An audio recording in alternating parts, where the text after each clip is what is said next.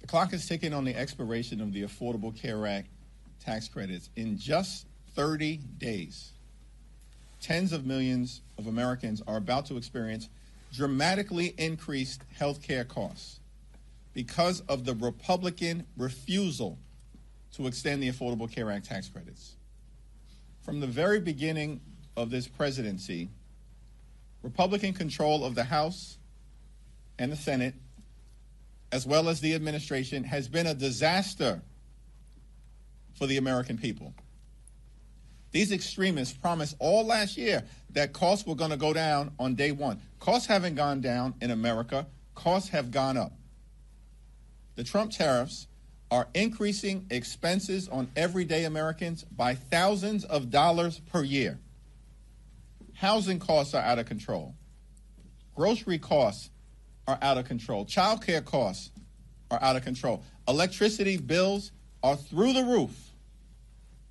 And now Republicans refuse to do a thing to prevent health care costs from dramatically increasing in a way that will deprive tens of millions of Americans of the ability to go see a doctor when they need one.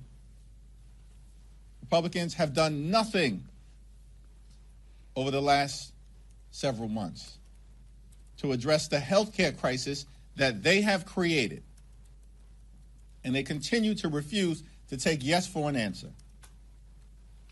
Democrats have an active discharge petition, and all we need are a handful of House Republicans to join us.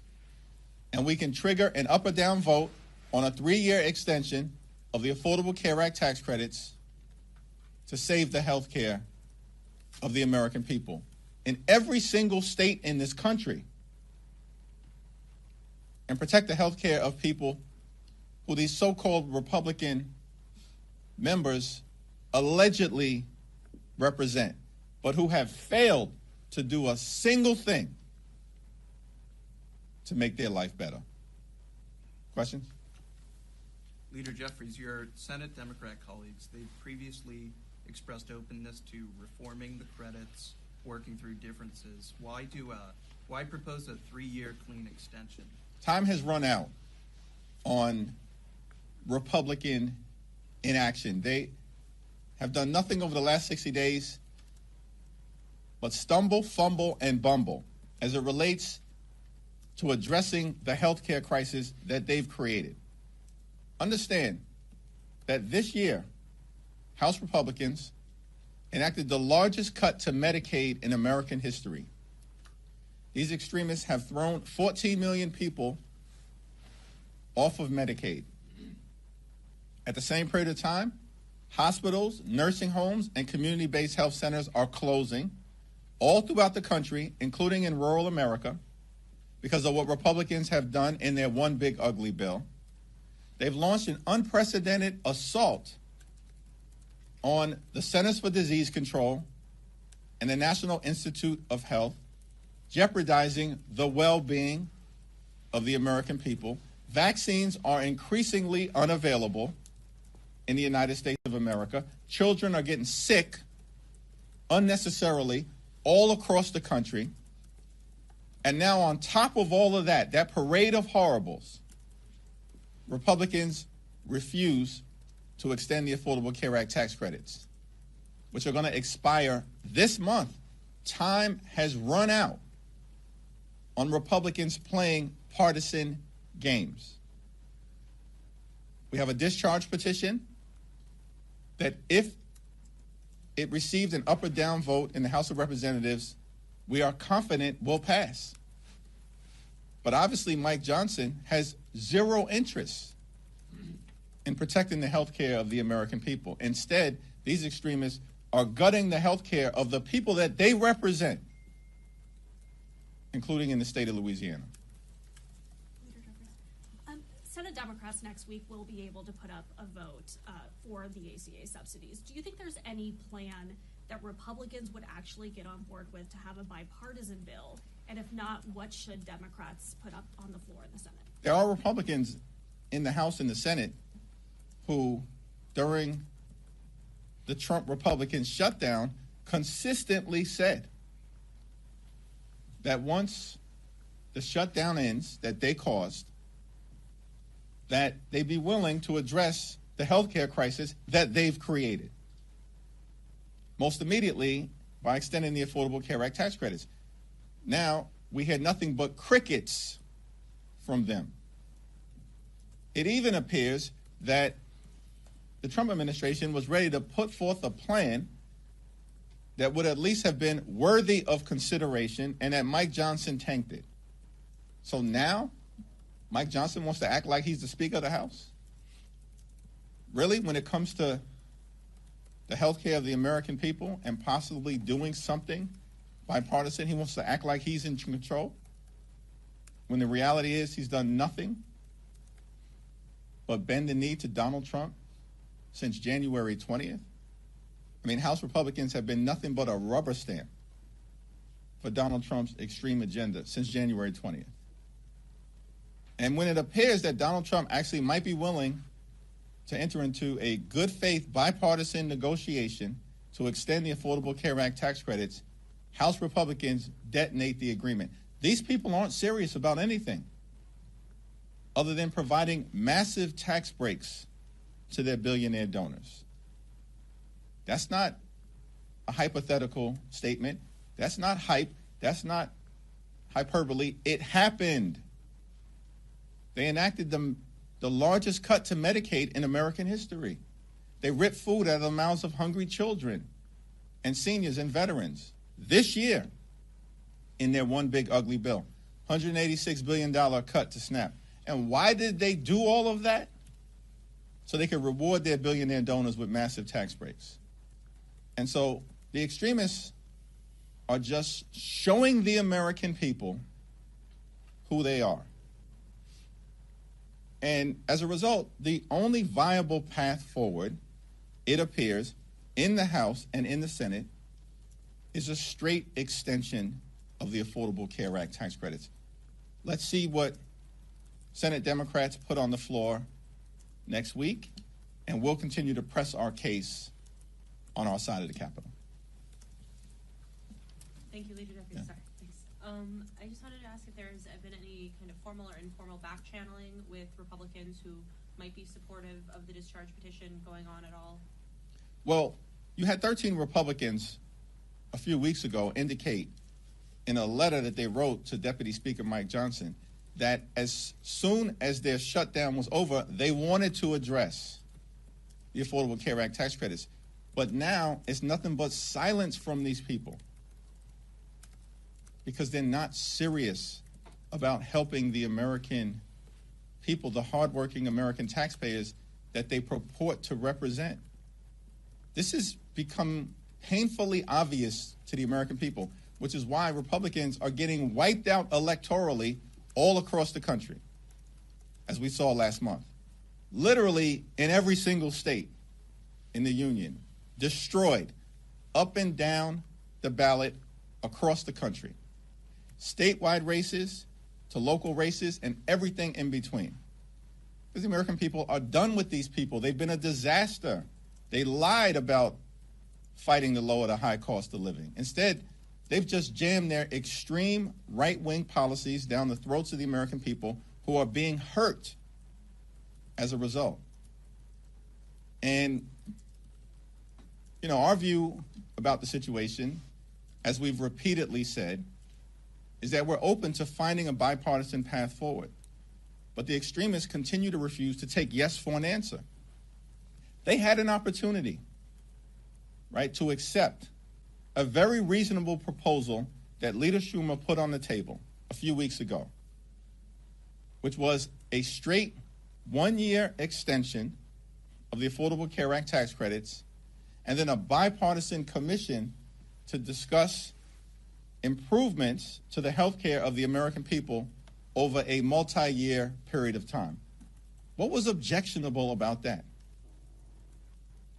Well, Republican extremists rejected it because they have no interest in doing anything to make life better for working class Americans, everyday Americans, and hardworking American taxpayers. And that's a shame. Thank you, Mr. Leader. On the discharge petition, is it your expectation that all House Democrats will sign as of today? I believe 212 of 213 have signed. Is it your expectation that all members of your caucus will sign it? And following up on the question about back channel conversations, is it your position that the fact that the subsidies expire in 30 days, the urgency that you say, the moment requires, is that enough for Republicans to sign on, or will it require some proactive conversations on the part of House Democrats to get them to break ranks with leadership and sign on to this effort? Well, there certainly haven't been any leadership conversations because Mike Johnson has zero interest in protecting the health care of the American people, and he's repeatedly made that clear. Now, in terms of whether there are conversations member to member between the House Democratic Caucus and members of the House Republican Conference, there certainly have been some informal conversations led by folks like Tom Suozzi, who has floated a 2-year proposal with some modest reforms that we'd have to take a look at. But there's no indication that even that proposal has support from House Republican leadership. These people have zero interest in making life better for everyday Americans. And they repeatedly make that clear. They're in the face of the American people about it. Meanwhile, you got Donald Trump issuing reckless pardons, destroying half of the White House, bailing out Argentina, posting erratically on Thanksgiving. Like, this guy can't even give us a break on Thanksgiving when we're with our families. And the American people have had enough of it. These people have gone way too far. They've broken every single promise that they've had. And so I guess we can always hope that there are a handful of Republicans who will actually do what they said that they would do once their shutdown ended, which is to work with Democrats to find a path forward. But that path right now is an extension of the Affordable Care Act tax credits.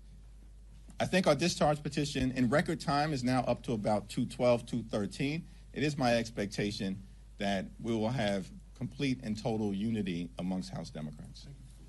Thanks. Thanks, Mr. Leader. You just mentioned how Republicans are getting wiped out across the country. We've seen that in past elections. What's your expectation tomorrow in Tennessee? Do you think that the Democrat there could potentially pull it off, given the polling that we have seen in recent weeks? Seems to me that it's going to be an unexpectedly close election, a single-digit election. That's shocking. In deep red Tennessee, Mark Green's district. By the way, this is a district literally that Donald Trump just won by 22 points last November. This is not a district that anyone believes should be competitive. No rational person believes this district should be competitive. And yet, it's apparently very competitive. It's going to be a much closer than expected race. Republicans have already lost. The fact that they are spending millions of dollars to hold a seat that Donald Trump just won by 22 points is extraordinary, and more evidence that Republican extremists are completely and totally on the run because they have failed the American people. And it's Democrats who are making the case all over the country that we are actually the ones fighting to lower the high cost of living, fighting to fix our broken healthcare system, and fighting to clean up the type of corruption that has the American people disgusted. What I don't understand is that Republicans keep doubling and tripling down on their extremism, and it ain't working. They are losing all over the place. Donald Trump's approval rating in the most recent Gallup poll is 36%. 60% of the American people disapprove of this guy. He's a disaster. And now the president and Mike Johnson are holding a rally tonight in Mark Green's district that Trump just won by 22 points because they're scared to death about what could happen? If these people, these extremists, were actually rational, instead of doubling and tripling down on their extremism, continuing to lie to the American people, why don't they just change direction and actually partner with Democrats to solve problems on behalf of the American people? When the Congress convened at the start of the year, we made very clear we'll work with anyone, anytime, any place, new administration, other side of the aisle, to make life better for the American people. But Republicans have refused. They've gone down this my way or the highway approach. And we're not down with that, because we're not going to go along to get along when their policies are hurting the American people. Leader, wanted to talk to you a little bit about Trump's immigration plan to ban third world citizens. I mean, America, a lot of them are trying to come here to be able to make a better life, and have your thoughts on that, sir. Yeah, our view is that, one, of course, we support the notion of having strong border security. No one ever disputes that. We have a broken immigration system. We need to fix it, but it should be fixed in a comprehensive and bipartisan way. But at the same period of time, we are going to stand up for law-abiding immigrant families and communities who have been under assault by Donald Trump and the so-called Secretary of Homeland Security. They're a disgrace. We're going to stand up for dreamers. We're going to stand up for farm workers and for farmers who have been crushed by Donald Trump's extreme policies. And in this country, it shouldn't be that complicated, that we are both a nation anchored in the rule of law and a nation of immigrants, a gorgeous mosaic of people from all across the world. It's why we're the envy of the world, because that is one of the ingredients in American exceptionalism. And the American people actually don't want us to lose it, which is why even Donald Trump's immigration policies right now are deeply unpopular and underwater. Mr. The White House is denying that Secretary Hegseth had anything to do with the double tap strikes on alleged Venezuelan drug boats in the Caribbean. A, do you believe that? And B, if he or any other administration officials are found to have been culpable for any war crimes, do you think that Democrats will take any sort of punitive legislative action against them? The White House is lying, but that's no surprise, because they lie for a living, and the American people know it. It's my understanding that Pete Hegseth, the so-called Secretary of Defense, was absolutely involved. I think he may have even recently acknowledged that, because the facts are incapable of being disputed. And so the question in front of us, and I believe there will be bipartisan investigations in both the House and in the Senate, in order to determine whether war crimes were committed and either U.S. law or international law or both were violated. It's already been crystal clear that Pete Hegseth is the most unqualified Secretary of Defense in American history. I called for him to be terminated months ago, when the Signalgate scandal first broke out. Everybody on Capitol Hill knows he should have never been confirmed. It's a shame. It's because these Senate Republicans, just like House Republicans, are nothing more than puppets for Donald Trump's extreme policies. That's why they put Pete Hegseth into that position when they knew he was woefully unqualified. And now we have real evidence that extrajudicial killings are taking place. That's the stain on America's leadership in the free world, which is why our international standing is plummeting. And of course, the standing of the Republican Party is a complete and total disaster here in the United States of America.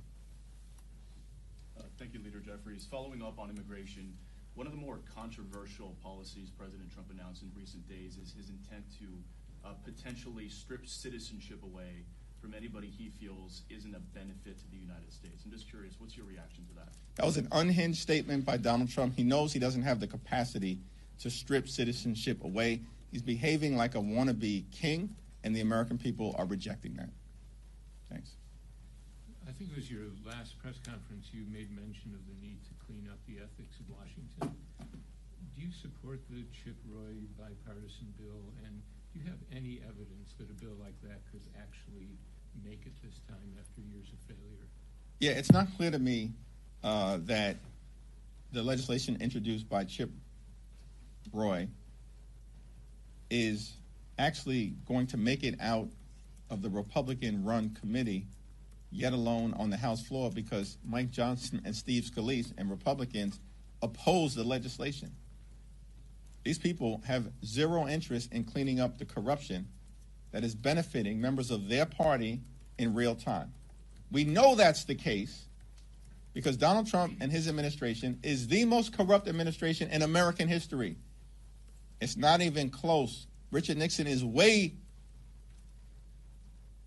down in the distance. It's wild, the corruption that we're seeing in real time. And we don't hear a peep from Mike Johnson, Steve Scalise, or any of them about the corruption that's taking place in the administration, in the Supreme Court, or in the Congress. House Democrats have made clear we overwhelmingly support a ban on congressional stock trading. And as soon as we can bring a bipartisan bill to the floor, and that may have to wait until we take the gavels back after November of 2026, we plan to do it. Thanks. Kevin? When it comes to the HECSEF and the tax in the Caribbean, you talked about the bipartisan approach here. Are you confident the Republican-led committees, though, are going to actually do a dutiful and complete review of this? And to what extent, given the nature and the control of the House right now, would impeachment even be an option? Well, Republicans will never allow articles of impeachment to be brought to the floor of the House of Representatives, and we know that's the case because Donald Trump will order them not to do it. So what's on the table is a meaningful investigation, which we can hope would be bipartisan. I have full and complete trust in Adam Smith, the once and future chairman of the House Armed Services Committee. I can't speak to whether I've got any confidence as to what Republicans will do on the other side of the aisle. The one thing that should be clear to all of these Republican extremists and sycophants and the people who are either actively involved in corruption, violating the law, engaged in extrajudicial activity, is that the statute of limitations for any crimes being committed now 5 years. It will extend well beyond the end of the Trump administration. Thank you all. Thank you, sir. Thank you.